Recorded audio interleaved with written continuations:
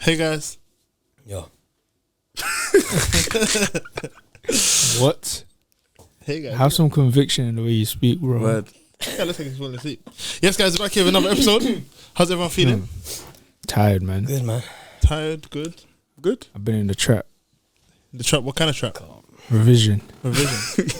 got an exam in a week or two. Got to lock in. Why don't we intro I don't ourselves? believe in luck, bro. Yeah, why don't we Believe in intro God. our names anymore? Because what if we have new listeners? Hey guys, my name is Daniel. Hey guys, Bien here. I'm not waving, but my name's Quabs, innit? I'm with him. My name's Naps. What did you guys think of our Christmas video? I can't lie, it made me laugh. We're just Did you see, as we're singing. Christmas video? did you see our Christmas video? No. When we sang, when we sang Merry Christmas. Merry Christmas. Wait, what was the in song we order, sang? bro, and We like- wish you Merry Jingle bells. Christmas that we Wish you sang. Merry No, forget. Oh, you the pushed singing it. wasn't You the pushed worst it. part. Yeah. The singing wasn't the worst It part. was the coordination. It was like three guys not being able to say Merry Christmas together. You know what's funny? It just looked like a PR video. Yeah, it looked like but- someone like forced us to do Yeah, this video. it Like, did, you know when they The like, fact that Hannah was in it as well. it looked like we were getting paid to sing it, bro. It was so Sure, funny. I can't lie, if I was getting paid to sing it, I would have been louder. Like people messaged me saying it was funny. So, Like, I just found it so funny. But it looked like a parody video, which is kind of funny. yeah, it It was was good though. It was good though. Everybody have a good Christmas. Same Yeah, day. we blessed. same old, innit? Yeah. Same old. It was good. We did we did Secret Santa this year, innit? So that was actually fun. Like that was good. So like we did the same thing as us, like wish list, but there was no budget. So some people went crazy. Like I bought him an electric blanket.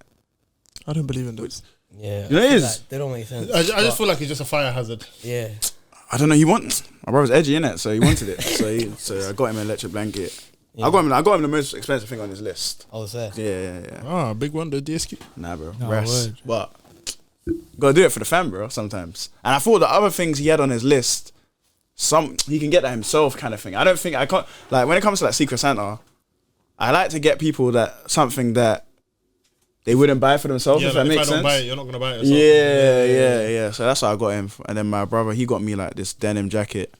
It's like almost like a denim 2-piece from Zara that I've been wanting for time. And so I was saying it in the morning because I thought my mum got me for Secret Santa, and I was like, oh, she ain't gonna buy that. Then he was just playing some mind games with me in the morning, and I was like, oh, maybe it was him. What, Maybe it was Lux? Yeah, Lux. Hey, that's Nah, too here, funny. I think That I was think good. people are getting a bit boring with Christmas presents.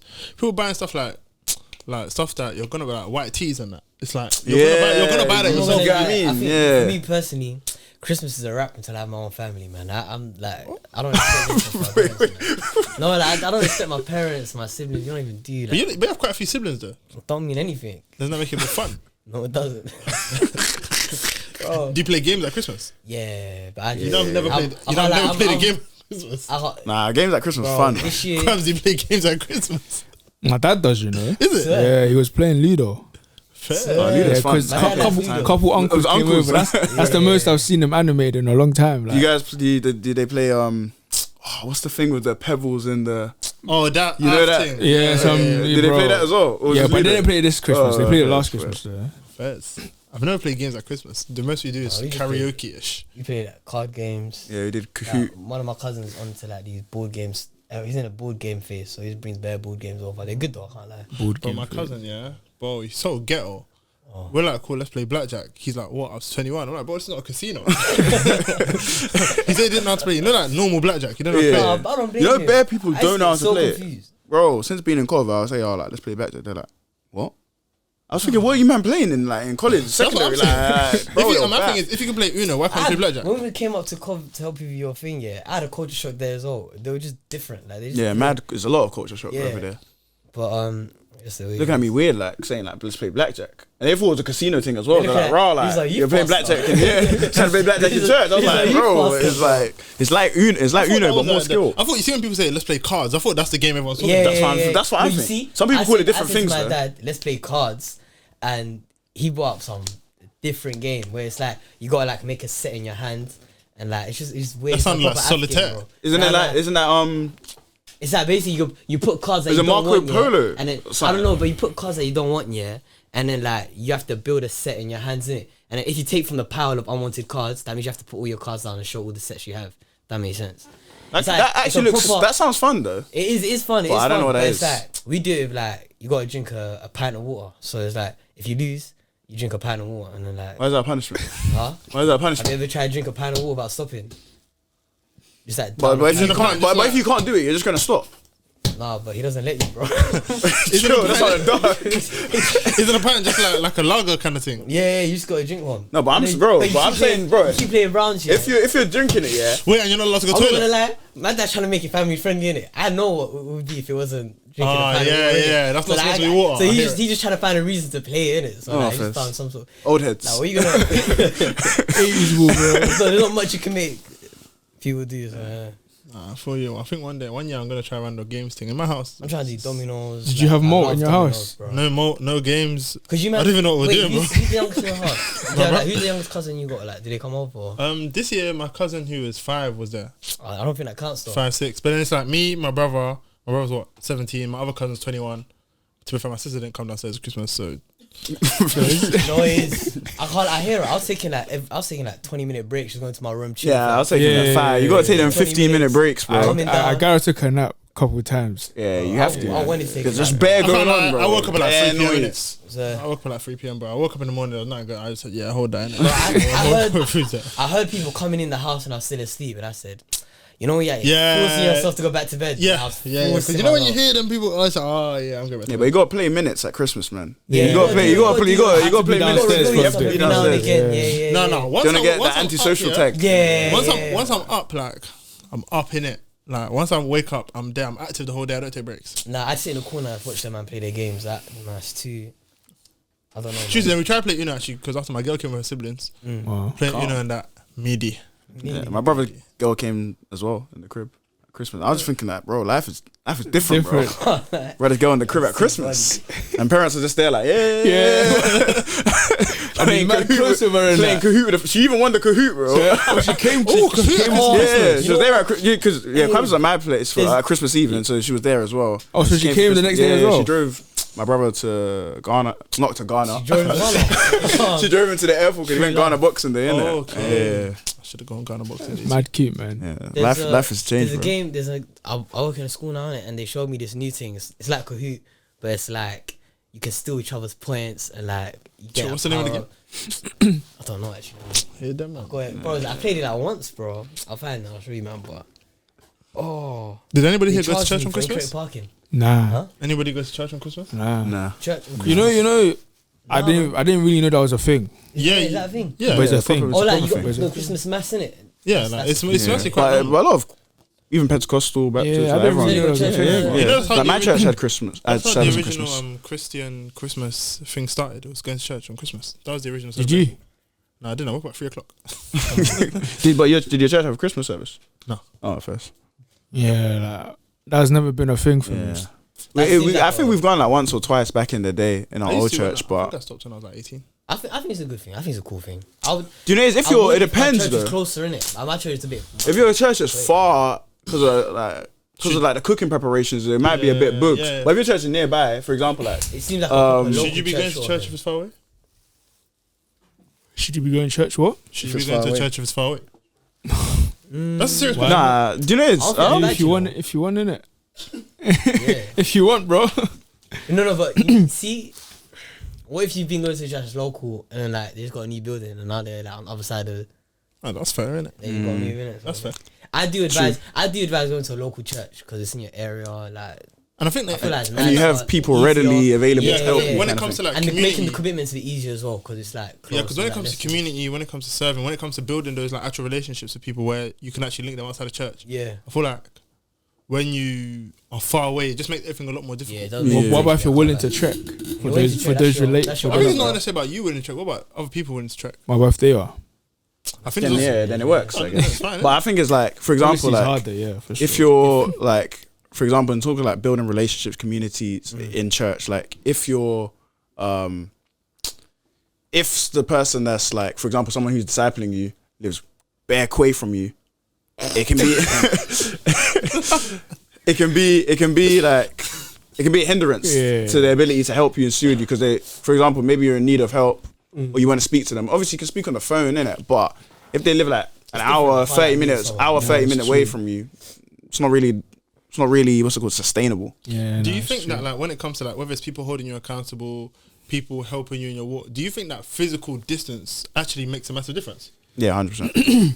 I think it 100%. does. Like it depends. Do you know? I'd say it depends on like if you have like a multitude of like counselors, as the Bible says, or like multitude of people like looking after you, overseeing you, discipling you, whatever you want to say, then it's not that deep because like if maybe they're far, they can play some part in your life, but you have other people nearby who can play. If there's only one person that kind of like, I guess, mentors you, disciples you, kind of looks after you, and they live quay, I think that's an issue. Not an issue like as in like it can't work, but I think it's just hard for both parties to kind of commit I don't the think necessary effort and I like agree. time, energy, that kind of thing. But if you have a few other people, then I think it can be a bit better because it's like you're not as dependent. Not that you should be dependent on one person, but you get what I mean. Like in terms But of you that have kind of multiple- nurturing, that spiritual nurturing, you have streams of multiple income, people. Yeah. Then you have multiple people who can like feed into your life, kind of serve you, kind of thing. So yeah, that's what I'd say. I think it's even more helpful for the person that is being discipled.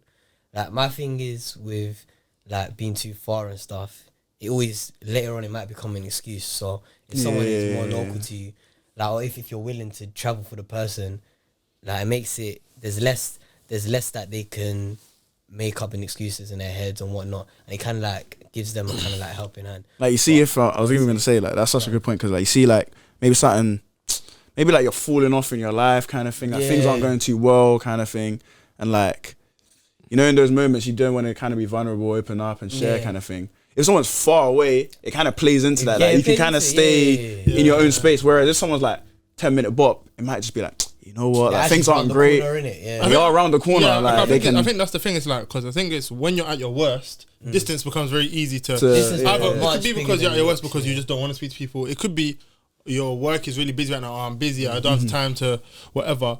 And then it's like, well, if it's like a 10-minute bop, you see the person that's like, let's say you're being discipled by somebody in the church, I don't know, somebody's older or whatever. They just be like, oh, you're busy, say nothing. Let me know when you're free, I'll pull up on you. Yeah. And then you can't If resist. someone says something like that to you, it's like you have to be live, innit? Yeah, you you live have to 10 be minutes live, away, you bro. can't I know where you live, but if it's hour 30, yo, just no plan in it, kind of thing. Talking about this though, there was recently like one of the guys in our church sent a Christian film into a group chat. And I don't believe in Christian films, innit? Not that they're... Oh, they're not good. The quality, Yeah, the quality I hear. the quality of the acting, innit? I hear. But like that aside, innit? Like there's a couple good Sad, ones, man. like prayer rooms alright and that. I watched one the other day. Prayer Room's good. The one that's the Christian... Preacher's Wife. The Preacher's Wife. I Yeah, suppose I don't know. it's a Even- romantic it's one. rom-com kind of... Yeah. But it's There like was- Denzel What Washington, about Whitney Bruce Houston, Almighty? Lionel Richie. You know, Lionel Denzel, Richie. he's a minister now. Who? Denzel. Minister in training, no? Your minister in I training. don't I don't know. know. Yeah, but that- minister in training. But, I have no comment in it. my thing was the show. How can you get baptized and make That's minister bro, in training? that's He what- went into Oh, training. what? Yeah, he Wait, went that's baptized and happened. he said he's going into ministry training. But do you know what it is? I don't think it's that bad. I'll tell you why. It depends what the training Because a lot of looks like as people well, get though. saved and go straight to seminary. That happens. You know, I don't think it's a bad I think it thing depends. either. If you're given responsibility straight away, Yeah, but if then you're just that going could be to train dangerous. up, I don't think that's necessarily an issue. Yeah, same. I don't think it's a bad thing either because it's like there's nothing against there's nothing. Didn't that happen to Paul? Yeah, well, no, he had to wait. He had to wait a while. What happened? But you know, he said And that he he had to went. get That's vetted why he as went well. for like 3 years around. No, but he had to get vetted. But that's his training. Yeah, That's he what- could. Yeah, he so could. I Yeah, don't think yeah, it- he And he had to could. get vetted as well. Do you know what I mean? Obviously, I think it depends. If obviously, you got baptized today, you're discipling people and preaching people tomorrow, Yeah, then obviously yeah, that's a problem, innit? yeah. But Even Paul said when he was talking, he was like, he was saying how it was a problem for him. Even like he'll go to places and people will be like, "Aren't you the one that was persecuting a thing?" And he was like, dark. Yeah. even though I was the least among you ever. But the point I was gonna say about the Christian thing, not because of their acting, but the show that the movie he sent in was called The Forge, innit? And it's actually pretty good. Oh my That's day! Someone pretty told me good. to watch that the And- other day. And it's time as Yeah. well because in our church we're kind of like the guys are kind of like we're trying to like raise up a batch, I guess, of like men for God, innit, sort of thing. I'm trying to do the whole discipleship, fellowshipping regularly, sort of thing, innit. So when he sent in the movie, I didn't know what it was about, and I don't like watching trailers, so I don't believe in them either. Yeah. So I went Like straight. that as well, Yeah, I don't believe in trailers. Yeah, I don't. So I went straight into the movie to watch it, and like the acting's mid, but it was like really good. Like The there was essence, some the actors nature in of there, the the essence of it, like the storyline, like there's a bit of comedy in it. It was actually like, really good, and in all of it, like it's one of those films that it doesn't distract you from the message. Like it was very clear. It was about being a man of God, being discipled, mentorship and stuff like that. And it was just funny that when you guys said that's the episode for this week, and I was like, right, like, I'm watching that movie and I watched it yesterday as well on my thing, so that's pretty good. I think you guys should watch it as well. So from watching that and obviously what you guys are trying to do in church, what would you say discipleship is? Discipleship. I think I don't see the difference between mentoring and discipleship. I just think the difference is like the focus of discipleship being that you're helping someone pick up their cross and be a disciple for Christ, rather than in mentorship it's broader, innit? Like you can have a mentor at your workplace, you can have a mentor from your ends, like whatever it is, but like they just kind of like more general. But with discipleship, there's more of the emphasis that it's for Christ, and it's like more of a biblical mentoring, if that makes sense. Yeah. So you can find mentoring in discipleship, but if you're just mentoring someone, that doesn't necessarily mean you're discipling them either, if that makes sense. Yeah. So yeah, but that's the. I feel like it's not much of a difference, but it's kind of a key difference. Yeah, I feel like when I think of discipleship, I think of like. Is it 1 Corinthians 11 when Paul says like imitate me as I imitate Christ? Yeah. I feel like that's kind of like the nature of discipleship, like almost like someone taking you on this journey of like I guess becoming more like Christ, but it's definitely influenced by their personal journey, if that makes sense. Like you're becoming made more like Jesus. That, like Nap said, that's like at the core of it, but definitely the person who's also, because the person who's discipling is also on a journey becoming more like Jesus. So you're going to be shaped through scripture, but also through the person who's leading you's experience, life lessons, truths, that kind of thing. So that's the way I kind of see it. Like when Paul said to the people in Corinth, like imitate me as I imitate Christ. And so he's, for example, there's so many times in 1 Corinthians where Paul suggests stuff like, I wish you man were alone. Like, I wish you man didn't have a booth. Like, you man were single and all that kind of stuff. But he always says like, he also says like, although like, he prefaces like, it's not truth. This is what I would want in my opinion. Do you get what I mean? And so like, you kind of see that kind of, I guess the pattern of discipleship there. Like, there's some things, the truth is at the core of it, but there's also some like personal experience that's shared. You're pouring out into the person, I guess. Someone in it. So, what do you guys think? I think it's similar. Like I like how you said it's basically like biblical mentorship in a way, and I also like that. I think that scripture is perfect. Like follow me as I follow Christ. It's kind of like somebody setting an example to you, both like in their lifestyle, but also like in the verbal instruction, the teaching, and also I think what's really important about discipleship is sometimes the things that are not biblical, in not biblical, but in like the opinions. Like for example, I do this way because of this. Because I think that sometimes like when you read scripture. And then you see sometimes people that have been in the faith 30, 40, 50 years. You're looking at scripture, looking at life, thinking like, yo, like, I see the scripture and I see your life, but how did you get there? And I think it's sometimes them like little tips and tricks and lessons that they learned along the way that are not necessarily scripture, but that help them apply scripture that are really helpful. That are really, really helpful. And I think that's why I think it's that kind of thing. It's kind of somebody using their life to give you the tips and the tricks to live more like Christ. Can you disciple if you haven't been discipled? I think you can disciple somebody if you haven't necessarily been like, I don't think everybody needs, in order to disciple somebody, I don't think you need to have had some older guy or woman over you for a set period of time to say you've been discipled.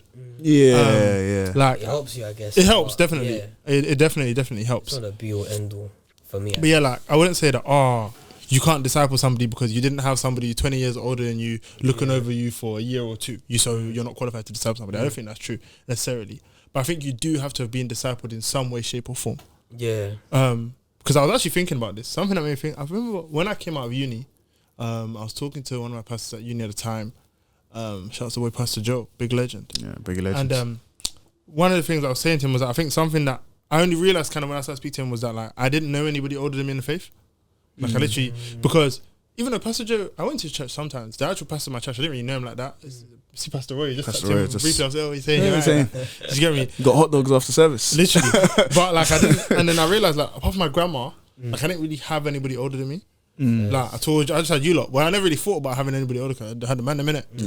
But I think it's like, it was funny because when we came out of uni, I remember, I don't know when it was, But somebody asked a question about marriage, and man, I was just like, hey, I don't know. I got nothing to give you. we ain't got nothing to give nobody. And I think that it's like from those experiences, and like even when like I was talking to Pastor Joe about like ministry and like just different parenting and stuff like that, I started to realize, oh wow, like all the people is useful. And that's when I realized I think that there's come a point where if you haven't been discipled, especially by an older person, you will be very limited in what you can put in somebody's life. Because it's like, let's say now you're married and let's say you're 28, 29, you have children or a child or two, and then like you have a young dude like 20, 21, but you never got discipled, you're kind of learning on the fly. And so then now he's asking you, oh, what's the right way to do it? You kind of don't know because you're doing trial and error. And so some things there's an error. All you can kind of tell him is what not to do.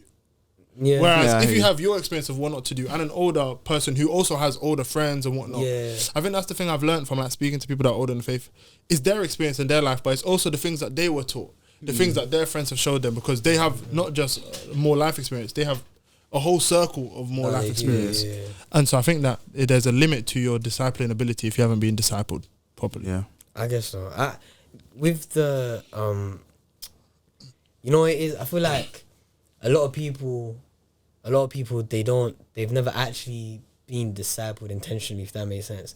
Like they might have grown up in a church and whatnot, and like they've had, you know, aunties and uncles chime in with their 2 cents, or they have a youth pastor and whatnot. But like my view of discipleship is that it's much more intentional. It's much more outside of a Sunday sort of thing, innit? So I don't think a lot of people have been discipled per se, but I do feel like people do have the desire to disciple others, which is quite interesting. It's like they want to help people avoid the problems that they went through. Like one thing the film spoke about, that I was talking about, and what you guys were saying now, is like learning from experience. Like you can go ahead and do something, trial and error, and get it wrong. But if I've already tried it, it's my word of advice. It's gonna go a long way in helping you kind of like decide whether you want to do it, or if you are still gonna try it, you might tweak it and change your method or whatnot might be in it. So like I do hear it that you do. I think if you've been discipled, when you go to disciple others, you have like a framework, a way of doing things that will kind of help you out, make you feel smoother. But if you haven't, it's not to say that don't disciple people, I think even like, as you were saying, like I think the importance of discipleship is like, it kind of takes you to like the next step, if that makes sense. And like it's kind of like a maturity kind of thing. It is, like I realized like it's been something that's been on my heart like so heavy in terms of like the youth at church, like the need for them to be discipled, because you recognize that there's people who have like been in church for a while, but it's like what Bien said about like you have the knowledge, but how do I make this knowledge kind of practical in my in my day-to-day life kind of thing. And like I've recognized, and I don't know why, like I guess it happens over time when you get close to people. Like at the beginning of like just like I guess being leader of the youth at church, like not that I didn't think about it too much, but it's like it didn't come. But when you start building those bonds, like the proper bonds with people, it starts to like be a thing that's right in your face. Like, oh my days, this person kind of needs to be poured into, kind of thing. And that's kind of been what it's like for me. So in January, it's more of a burden. Yeah, it become more of a burden. So like in January, like I'm starting like an official discipleship program at church for the youth, because I realized that some of them have been in church, but not that they're not going anywhere, but it's like if there's no one who comes to show you what like how to live out daily your life, like especially at the age that they're at, then it's like I feel like it's so easy to kind of fall away from the faith, because it's like do you think there's a risk of being stagnant? And then there's definitely a risk of being stagnant. It's like someone needs to, like, it's always good to have other outside people kind of coming to show you the way in some kind of sense. I think it makes your faith more like refreshed, if that makes sense. It's like, right, okay, these aren't just kind of lessons for me to know and kind of internalize, but they actually have a practical way of working out in life, if that makes sense. And so that's just been my thing. Like I realized that I think for them to get to the next step in their spiritual lives, they need someone to come alongside them and like journey with them. So yeah, I think that's a very good point. I think that without discipleship, stagnancy is more possible. I think that's something I recognize with me as well. I feel like that's why I started to hit roadblocks where like I think there just gets to a point where you can only do so much by yourself. Or not even by yourself necessarily, but like you need people who have been there, done that. Bro. You need a different. You need a different form of support though, because I don't think necessarily like the person who's discipling you, they don't replace your support system. No, they add a different pizzazz. Yeah. They had a little something. You need an old head in the dressing room. Bro, you need a vet, bro. There was we spoke about this last time. We done that episode about support systems, and it's like your parents, your friends, whoever it is, like they're all part of the system to support you, but they all have different like, roles. The relationship Yeah. you have with your parents, like they're gonna give you a different voice than your friends and whatnot. And it's the same with like mentors. And when you have, especially when you have someone older than you, and like especially when someone's the same gender, older than you, they kind of like knows, doesn't even have to know your kind of like situation, but you just gotta be older than you sort of thing. When you have that kind of person feeding into you, helping you, you kind of opens your world perspective, your Bible perspective as well, which is kind of healthy. So. What would you guys say your experience has been like being discipled, or of discipleship in general? I jammed. I was being discipled really well, and then I went to uni innit, and then first year uni. Like we were trying to do the over the phone thing in it, but it just don't hit the same. Like I don't like. There's no way. So to it kind describe of points to what you were saying at the beginning about distance, kind of. Yeah, thing. it does. Yeah, because I think like shouts past. He's a pastor now, innit? Like shouts Pastor Grimmer. Like he was doing his thing in it, but it's like there's only so much you can do when you're physically not with the person. You know what I'm trying to say? Would you, like in hindsight, would you change how you went about it? I would have changed. I would have not went to uni in York. I think that's the impact he had. Especially like this past kind of like, especially this past kind of like year or thing. And you know what he done as well? He said to me before I went, he was like, "Are you sure you want to go to thing?" Like it was one of those like sometimes the thing with discipleship is what I wanted to speak about. We'll speak about later, but like doesn't mean you always give them the answer. Sometimes you gotta let them fall, but like you're gonna be around sort of thing. Yeah. But he was like, "Are you sure you want to go? Like you can wait." Don't even have to do your A-levels again, because I got decent grades. But if you want to, you can do it again, and you could just try again for uni closer, maybe UCL or whatever. Like you don't have to go all the way to York. But in my head, it was like that A2 trauma. I'm not trying to do that again. I'm trying to go straight to uni. I'm trying to run through everything, get it done, innit? But he told me, bro, like he was like, this is your choice now. Like, you make the choice in it and like learn in it sort of thing.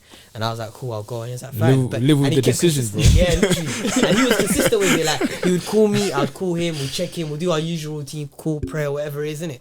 But it was like, second year, like, I started to realize that I was kind of like, not like giving him attention or whatnot. And like, I was using the whole kind of like distance and like uni, whatever it is. So if I could, I would probably not go to York. Straight after, I would have waited another year maybe, or even when we went to uni in London. I can't lie, because I learned a lot in York, but there's a lot of things that I could have learned without having to go to York, innit? So, what kind of things obviously before you went to York, what kind of things would you say like that discipleship added to your life that, in hindsight, that you wish you had when you were in York? I'd say it gave me cool. My dad's a great guy, innit? But like, it gave me kind of like an idea of like. Why did you start with that? No, I don't want to make it. I don't want it to sound like my dad wasn't like he wasn't doing anything. He's not a good role model of being a man or whatever, innit? Because if I said, anyways, like it just showed me like another. Like I just saw another person being a man, if that makes sense. Like I see my dad being a man in it, but at the same time that's my sometimes dad. the familiarity tax. Bro, like you take it for granted. It's like Bronny playing with LeBron. Like he's not really. He's gonna try it, but it's like his dad's there, innit? You know what I'm trying to say? So it's like seeing like another person and like seeing how they handle their family. Because I'll be real, like I was going to their house regularly. I was going to his house regularly, like 2-3 times a week. We're meeting up, whatever. That it was like proper. Like now I think about it, proper mentorship, proper discipleship. But what it added for me is kind of like it showed me like how other men are men as well in their own way, innit? And it's kind of like cool. Like I don't have to be the same as my uncle. I don't have to be the same as my dad. I don't have to be the same as like Pastor Goodman. I have to carve out my own identity as a man while still keeping true to like biblical things, innit? So like it kind of helped me be a bit more independent, even though I was being like dependent on someone helping me, if that makes sense. Kind of weird, like I'm dependent on them, but it showed me how to be independent a lot. And it showed me like especially like being a man, and like there's something like the main thing it showed me about being a man is like sometimes you just have to do it, bro. Like there's something that you can't, there's something that be in. you just have to do it, bro. Like I remember times, like me and him would be having a conversation, and it's like something happened at the school, he has to go pick up his kid, and it's like He's got to do it. Like he can't like doesn't matter who's in his house, doesn't matter who he's with. Puts it down. He's like, my kids come first. Went and he gets his kids or whatever it is. And it showed me that like when you're a man, it just showed me like gave me a better idea what it means to be a man and about being consistent and just so many things that I think at that age I was like what 18, 17. Like around that age it was healthy because at that time it was going through one ear leaving through the other innit. But now I'm older. It's like there's remnants of it in my head or in my heart that I remembered things that he said. I'm kind of like realizing now. It's kind of like, oh, cool. I know what I need to do. And it's like sometimes I just think I have to get up. I have to do something, whatever it is. Like, yeah, man, bro. That's what's helped me at least. Krabs, would you say that your dad is the one that's discipled you? Yeah, because you know it is. I've been blessed, you know, in terms of like just being around a lot of like great men. Like maybe because it's a weird position because my dad is a lot of my mentor's mentor. Oh. So I can't just bypass. Yeah. So even though I get like a little Favouritism, like, bro. yeah, like, like a lot of like the guys that are like, because my dad is obviously, he's a bit older, but then there's like the guys that are like 30, 35 that are older than me, but younger than my dad. Yeah. So they look up to my dad, but then it's like, I can just kind of bypass. Not bypass because they also have like a certain level of experience that my dad can't show me because of his age. Yeah. So where they are right now, for example, I have one mentor who, he's around early 30s. I have two actually. One is early 30s. One is like middle 30s. They're married. They've got a wife. You know, one of them is in ministry. He's doing pharmacy, ministry, and a lot of other things. Saying is that your meth? We'll see innit. And then the other one, he's not so much into ministry and stuff like that, but he's a true man of God. Yeah. He's there innit, and it's like I get to see these men at the younger age before they get to my dad's age. Yeah. My dad can like kind of he shows me everything. Yeah. So obviously from young, I've been blessed enough to just have him there. So even things he was telling me at 11, I still kind of remember to an extent because it's kind of shaped the way I've been. Because even when you talk about like your mentor, Pastor Grim, yeah. I'm going to call him Pastor G, man. Yeah, Pastor G. What's it called? He gave you that option, like, are you sure you really want to go to York? Yeah. I remember after A2, I also had a conversation with my dad, hence why I stayed. Do you know what I'm saying? So it's like, me having my dad there allowed me to stay, and now my life looks much better for it. Yeah. Whereas, like, maybe if he wasn't there, you would just, do you get it? So, like, I've been blessed in that sense to have my dad there from the get-go, because he actually has been there from the get-go. And I've been discipled, because discipleship, are we saying discipleship is in the context of church?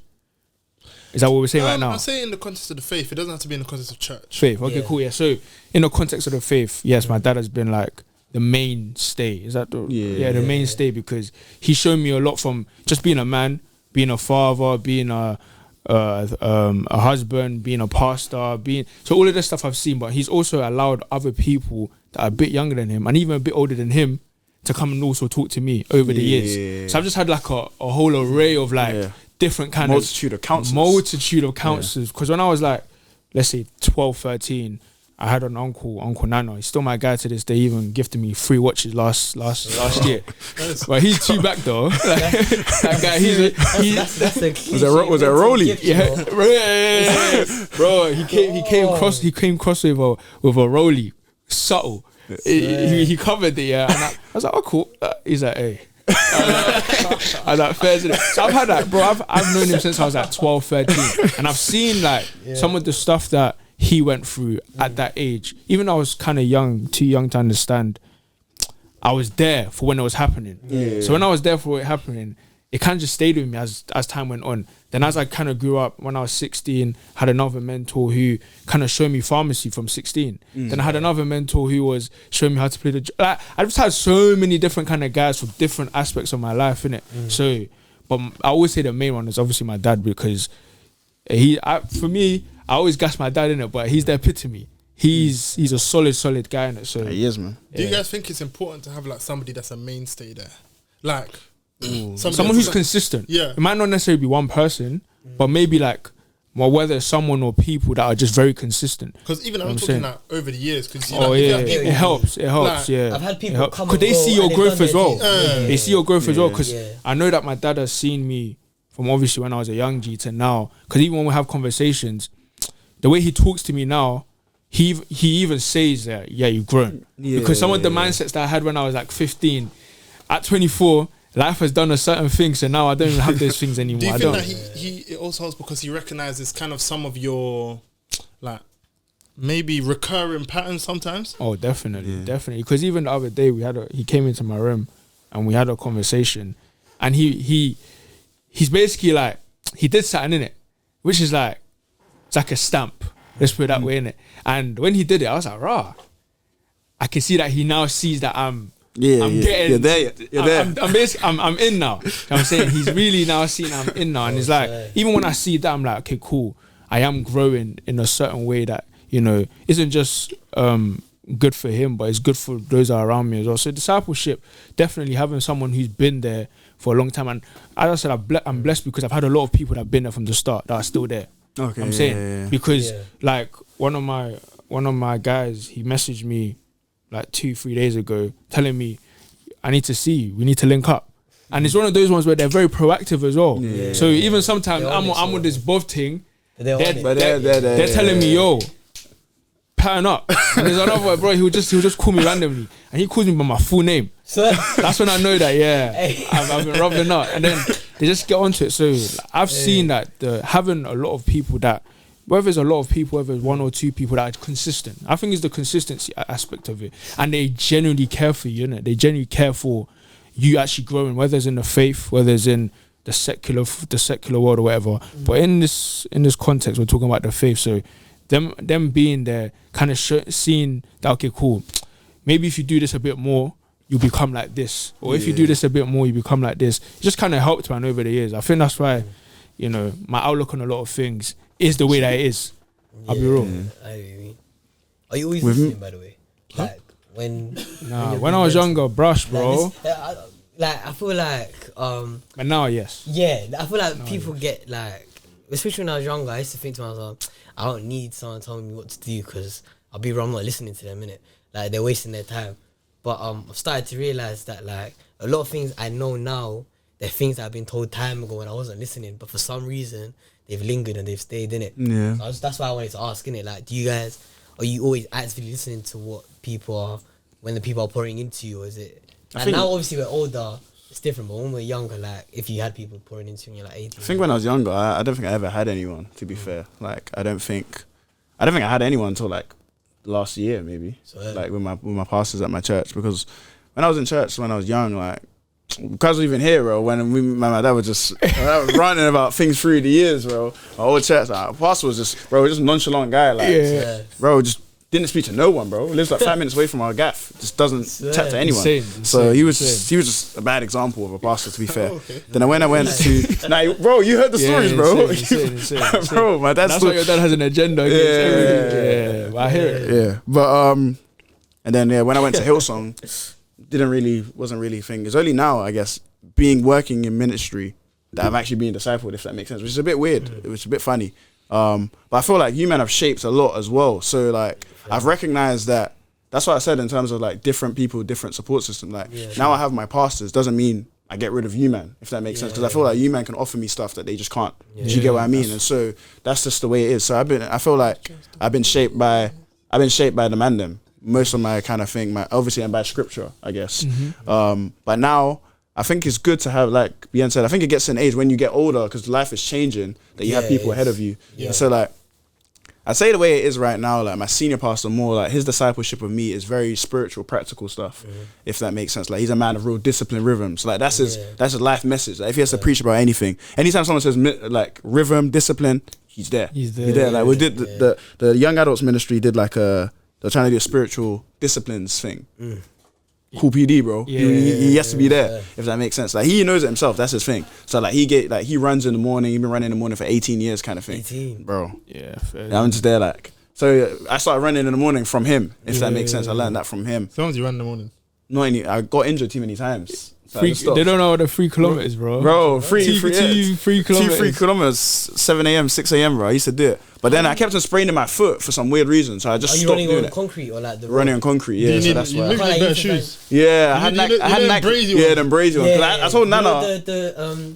Not the Vapor- ones, the Octa, The ones with that the brazy bottom. orange blue. Yeah, I know, blue with the ones. thick Yeah, bottom. the Because I told Nana I'm running in Reacts. Because Nike Reacts look like Nike running Reacts shoes. is- Nah, that's But then they Nah, started but you busting can't- you up can't believe Nana Nike and for you know Chidi. Yeah, they were like, oh yeah, because I was telling them my issues. They're like, oh, what are you running in? Reacts, busting up. Obviously, these men are these guys do marathons. These two men did London Marathon, They've been innit? running, They literally did the marathon, and those were like, oh yeah, bro, you're baffed. Swear. But I was like, Did you change spending shoes bread on running shoes, hype, man. I don't love it that much. I'm not gonna lie. You just gotta find a track. Nah, I don't know, you just gotta find a track. and just run with Okay, it. just find a track and go calm. You can't find a track in Cove. I can probably, but There's yeah. a track in Cove. But yeah, so like he's my senior pastor. He kind of like more spiritually disciplines rhythm. Like that's why I wake up at the time I wake up now because of him and what he's kind of done. That's also very true. And then also like obviously I'm in the journey of becoming like a pastor, and he's been doing this for like 26.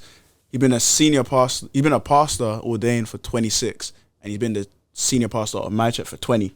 And so like yes, his 20th anniversary in March. So like I learned so much from him, like what it means to like be in ministry. Like like he gives me so many. I don't think he even knows it because he's just like a calm guy. Like he's like a more introvert, and he's just. There's no arrogance. Like he's just a very like humble guy, and like so he just talks, and probably doesn't realize probably how much I learned from him because he's just talking. If that makes sense. This begs the question: do you think it's possible for somebody to disciple you, or for you to be discipled when either one or both of the parties doesn't know that's what's going on here? Yeah, definitely. Because I haven't had the conversation with him like. Can you disciple me? Because technically he's my line manager. Do you so think maybe that, do you think that he, as much as you say that, maybe he doesn't realize how much he's impact? Do you think that in his head he's thinking, yo, like this is for him. Maybe this is I don't think it needs to always be like an outspoken said thing. And I think for me, doesn't have to be. I told that I literally texted that to Boomy today. What's understood doesn't need to be explained, bro. What's understood doesn't have to be said. So, yeah, but yeah, I think that's what it is. Like, and because we're always in the office together, like, there's no like you still talk about like hindrance and like, bro, I just have to walk 10 seconds and knock on his door. Do you get what I mean? And so I guess that's the way it is, and I feel like that's the way he kind of impacts me. Like, there's a lot of things that now I know, like when it comes to ministry, when it comes to preaching and teaching, and that I didn't know before. That you think is like you think like I feel like what I've realized is that there's things that you'd think that you know, but you actually just don't know. Like you actually just don't know. Like even like terms of sticking to time when preaching, like it sounds like a silly thing, but like when you hear it, that is a very serious thing. People need when it comes to preaching, because I'll be real with you, after the 30-minute mark, preaching for more than 30 minutes, people like they're not always. But yeah, he helps me like organize like now I know how to like proper organize ideas. He even says like when I preach, it sounds like him, if that makes sense. So I think Do you feel like you obviously you have your own style, you adopt your own style in it, but do you feel like because if you're training with Pogba, you're gonna start doing the longboard thing. If you're training with Oliver, you're linking up play. You're training with Bruno, you're just gonna shoot from the halfway line randomly. But I think you should. But do you think like you pick up things? Yeah, naturally. I feel like. Do you feel like you actively do it consciously? No, like, I think sometimes I think it depends on the trait. Cause I think it's like, sometimes you look at someone like, yo, like the way you did this is crazy. I'm gonna try to do it like you. I think there is those things. I can't think of any, but it's like sometimes it's like small techniques. Like I was talking, I think somebody asked us the other day about the thing that Queb's dad said about how to kind of like memorize chapters in the Bible. The acronym thing. Yeah, the acronym thing. It's like naturally when you see certain things, it's like, I'm gonna intentionally pick this up. I think those things, like you will think about it. Yeah. But there are some things that you just do. And you just end up looking at, and I think, I can't think of an example right now, but you see in Nigeria, you can sometimes see what where certain pastors came from. So you see, like for example, I don't know if any of you listen to Michael Rockpole. He came from a Romish church, and if you listen to him preach, it's very obvious.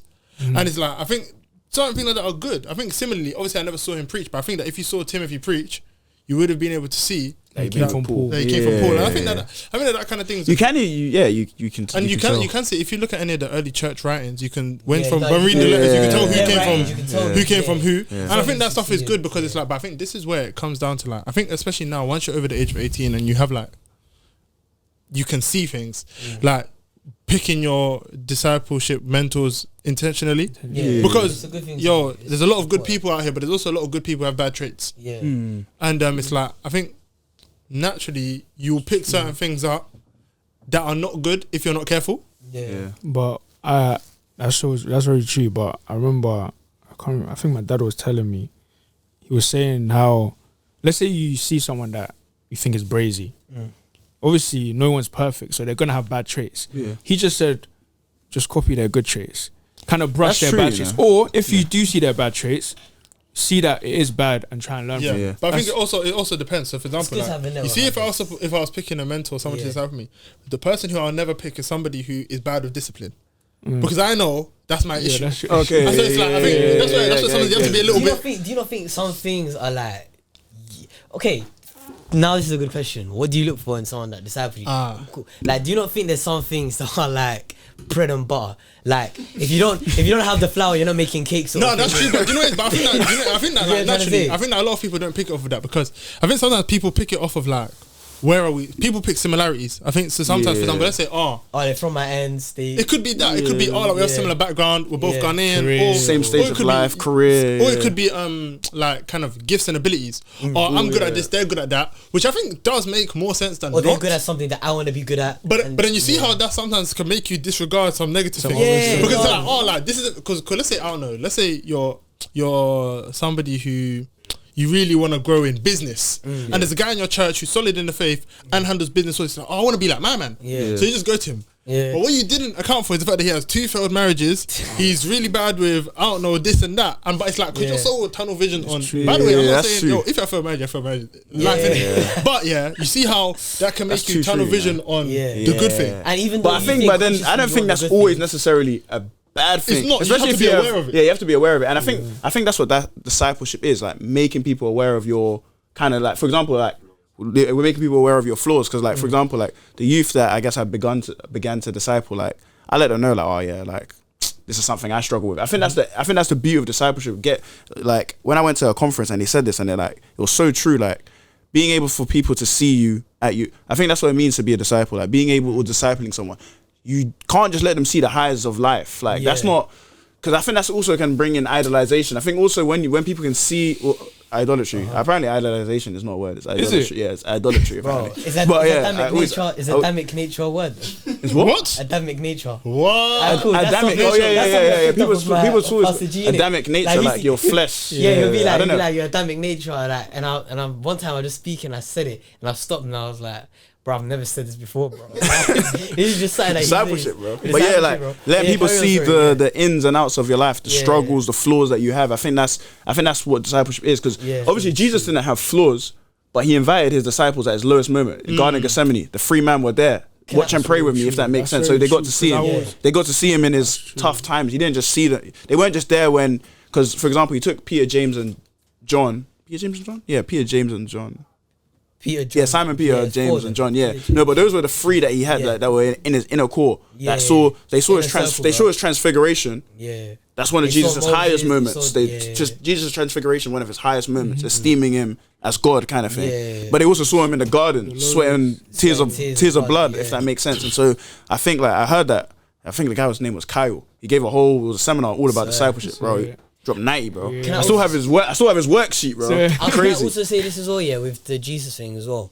There was an example that I saw recently. I think it's from the movie. It might be from the Bible, but it's definitely happened in the Bible. But it was when James and John said to Jesus to not forget them, and that they wanted to sit next to him on his right and on his left. Yeah. And then Jesus looked at them like they were juvie. They just told them, "You don't even know what you're asking for." Like, you know what I'm trying to say? Yeah, and it's yeah. like that essence of discipleship, like he was saying, like how Jesus showed them his highs, his lows, but it was very transparent. Like he could have easily said, "Yeah, I'll show you how to get," but he told them, "Bro, you don't know what you're asking for. You know, like to ask for something like that, you don't know what that is. You don't get it." literally. So it's One like, of the GVs was telling me, like, she's like, oh, she wants to become a pastor. Yeah. And I said, like, it's a good I didn't say anything. I said it's a good. Anyway, it said sorry, it's a yeah. good desire. It is, yeah. But again, almost like you don't know what you're asking for. You don't kind of know. thing. Yeah, There's do a you lot get of what I noble mean? things. But the thing is, she has the gift of teaching, though. Like, so it's Yeah. not really.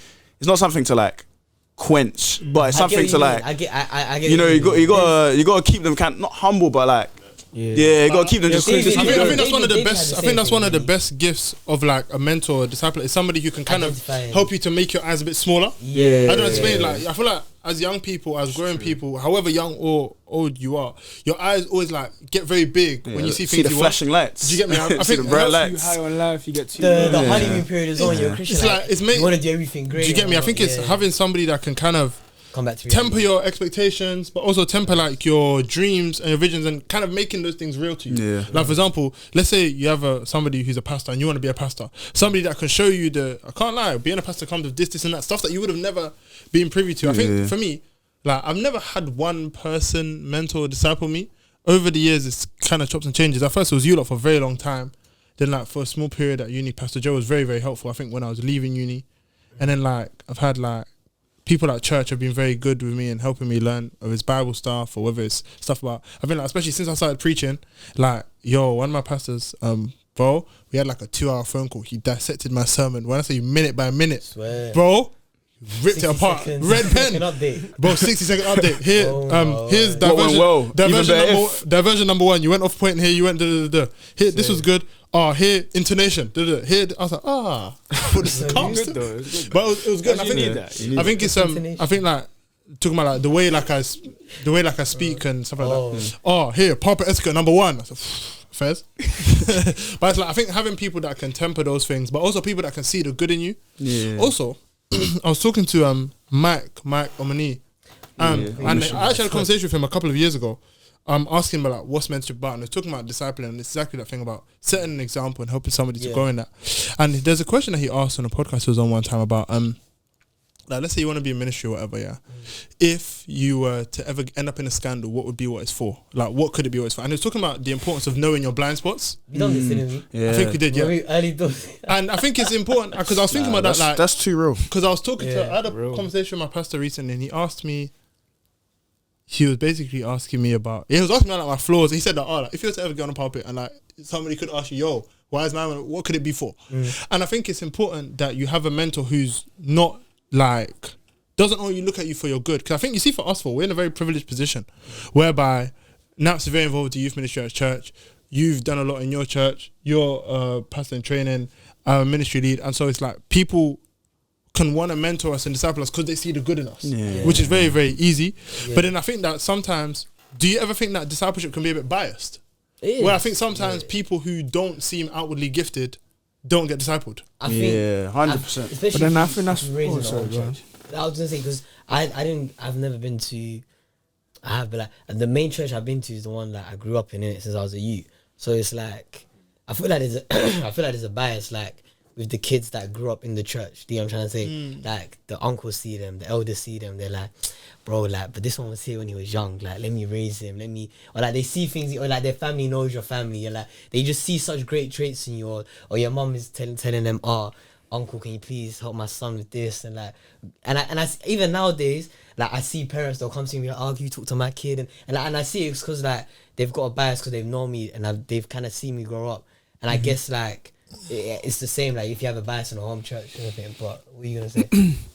Yeah, but I think that's not good though. No, Because it's not. It's not, because discipleship, like when Christ says that make disciples of all nations, that's Yeah. everybody in it, like Yeah. everybody. So, like, but like it's hard though. That's the thing. Like, that's what I've realized. It takes a lot of, because I don't think one person can disciple a lot of people Nah, they at can't. any given time. No. That's why it takes like Lots of a tribe. a tribe, bro, Yeah. Takes to raise a takes kid or whatever village, that yeah, saying is. But I think Rise a it's child. a bit Rise a it's child. interesting because I feel like even as I was on the train and I was thinking like in our community, I think discipleship has become like almost a bragging right. Like so it's this new trendy thing to be discipled by people, and like it shows some kind of level of spiritually mature status kind of It's thing. like when you're Ooh, like, I'm getting discipled by when people approaching that, who disciple you? Oh, it was apostle, did it? Or Yeah, like, right. Then you're They're clear. like, "Rah." Do you get what I mean? Right, And you know when you get the green light, they like your Instagram post or something. Yeah. It's like, raw, like he really. I can tell that. yeah, bro. Yeah,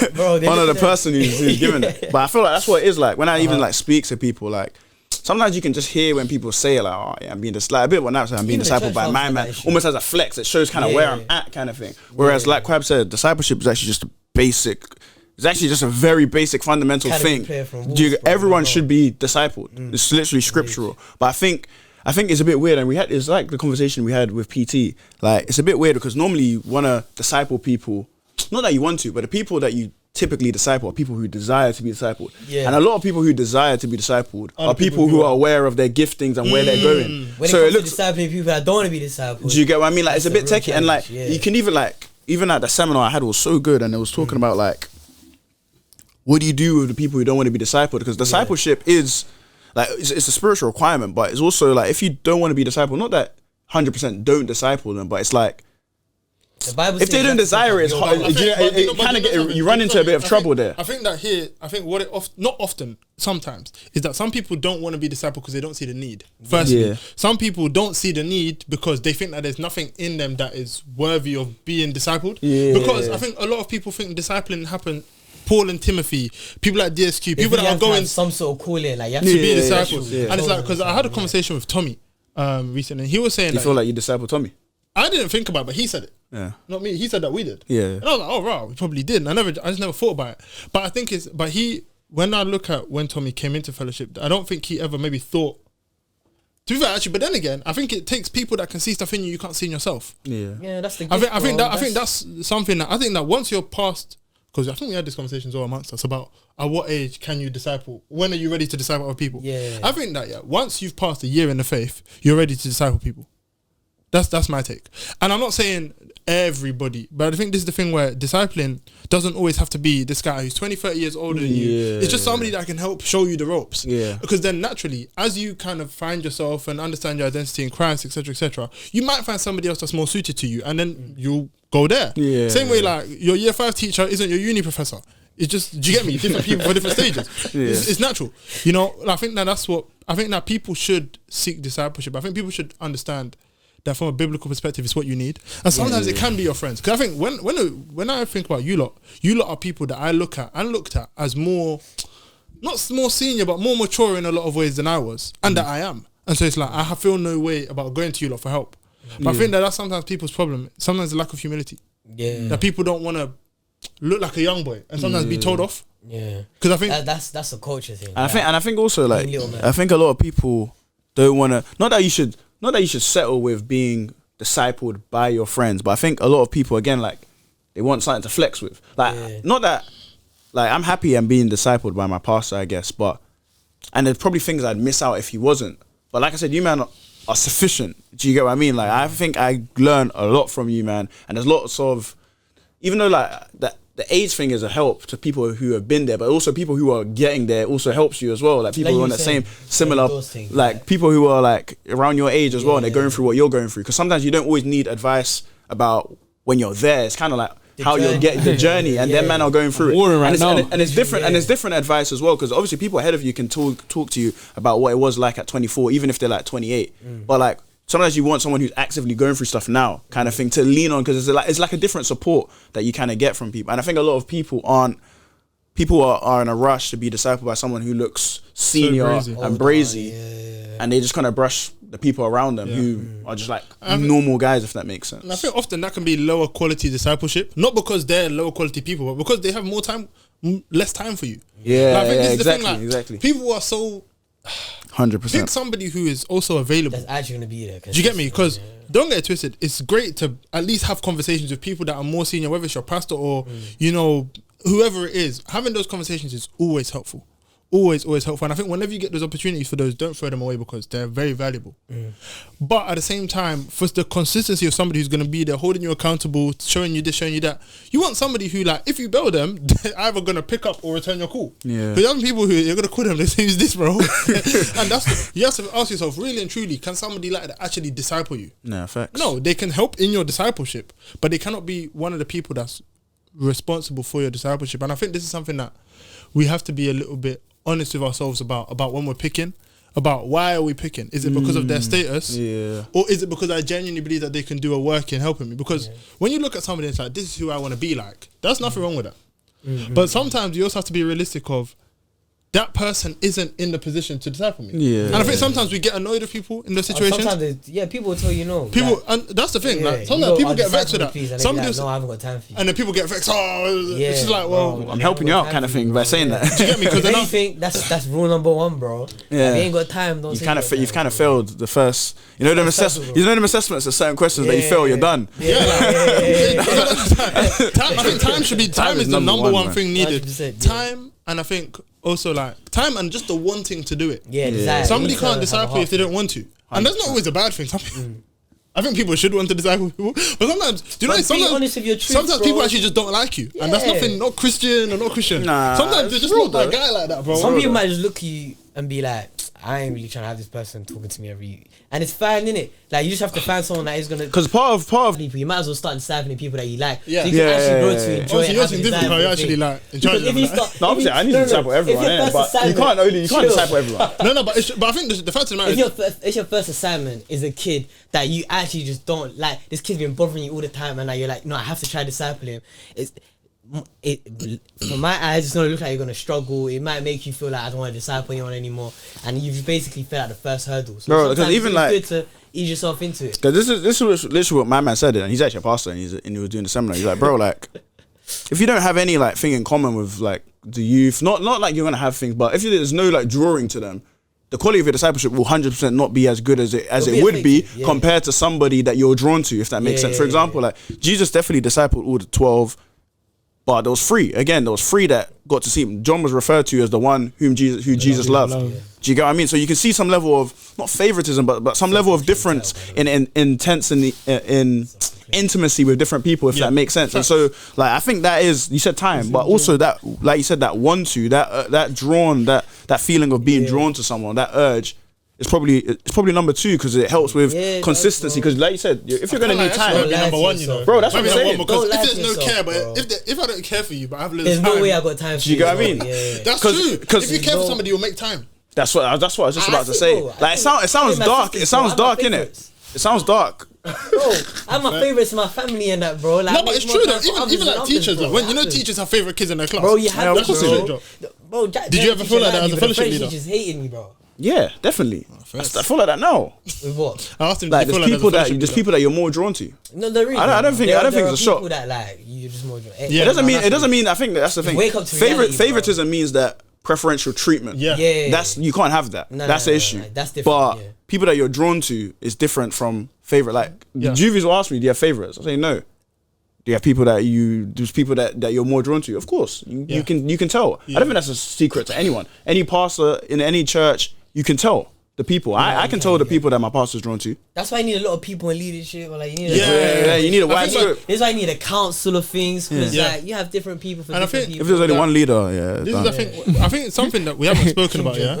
But that is really necessary. But that, I think something that's really necessary is that when you go to a church, discipleship should be very high on your list of things you look for. Yeah, I think yeah, that in yeah. this day and age, it's become Me- something that people yeah, don't care about at all. yeah. People just go there. I like the preaching, I like the worship. Calm, huh? Meet people that build you up. The outside whole that point family, of bro. church is for fellowship and discipleship. Yeah. And also a healthy blend between the two. Like your fellowship should be a place where you're discipled. Ephesians 4, bro. And same way, the place you go to fellowship there should be somebody or some people there who are discipling you. I think that people are too okay with going to churches where the preaching and worship is nice. You sit at the back, you enjoy it, you speak to your 1-2 brethren, then go home. You haven't been discipled in anything, and then you'll be going through issues on a week-to-week basis that nobody knows about, but who would? You're not being discipled by anybody. And I think that this is where it's important to actually speak to people when you go to a church, whether you know them or not, just getting to know people, because then you'll find people that are drawn to you or people that you're drawn to. And then people that will end up discipling you knowingly or unknowingly. Because I think it's really dangerous when you only go to church and speak to people that are too similar to you. Yeah. Because then you're not being Let's talk discipled. about in the Q&A about making friends with people in church. Bro, like, it shouldn't just be people. literally, that one of are my the brethren at church, bro, like, he's on the youth team, innit? We're meant to have a meeting about just like his life. Like, bro, we sat there 2 hours, 3 hours. You know the boy Josh? Me and him, 2 hours, bro, just talking about discipleship. same. Was he And, like, there at the? Nah, he went there. Nah, he went there. He went there. Sam. We just went there. Yeah, that was. Yeah, we were talking, bro, 2 hours straight about discipleship, about like what Bien said, which is really important. I think you don't need, like, you see how we talked about a council of people. It doesn't need to be the elders or the pastor who disciple you. bro. It can be just other people that you recognize in your church that go and that help you, if that makes sense, or are there. And so I think like it doesn't need to always rest with people in some sort of position to Yeah. disciple you, if that makes sense. Nah, I hear it. But yeah, Sorry, I forgot. I know we're running out of Go on. time, but just quickly, because it's my thing for 2025 as well. I think leaders, like in churches, whatever, be aggressive with the way you disciple people in it. Like, be like, I think it's part of leadership to want to disciple people, and even if people are kind of like not responding to it, you have to remember, like, sometimes, like, you're not necessarily talking to the person in the state that they're in now, but you're giving them gems that they're gonna need later on, or you're gonna so like be aggressive with it, like make time, show people that you care. Because as much as like the young people, because I used to be that kid that I'll pretend I don't care, and I probably didn't care at the time, innit? But like I cannot deny that you tried. Do you know what I'm trying to say? Yeah. Like, I can never say, oh, uncle this never tried, or auntie this never tried. Like, I can't, you know what I mean? So be aggressive, like put your foot out, like put your heart in it, bro. I think likewise for friends. I think look to disciple your friends. Don't be weird about it. Yeah, But man. like I think Don't try little It's boy not them. high Yeah. road. When you, It's not but when you high see road thing, like bro. if you see something good or you listen to something good, like have that conversation with your friends or refer it to a friend. Oh, I'll listen to the sermon or bring stuff up in conversation that actually. Or if you see your friends have flaws, actively try and build them up, hold them accountable, check on them, and a friend loves that all the time, and brother's there for adversity, bro. Yeah, is she, bro? 17, Is it 17-7? 17-17. 17. 17-7, I Bro, think. 17, bro. Come on. Is it 17-17? VAR check. I think it's 17-7. I think it's 17-7. I can't. Yeah. Yeah, score bangers. It's 17-7, I like. Check it, bro. Yo, Check it. While you're there, actually, read it in whatever translation. Fairs, he was right. Fairs. Come on, bro. Why is she Still there, bro. She's cheering out. She's even on sales. Hey, Bro. oh no, it's true. Fairs, VAR check, bro. But yeah. What Go. episode, Thanks, guys. Get discipled, innit? 100%. Yeah, man. So,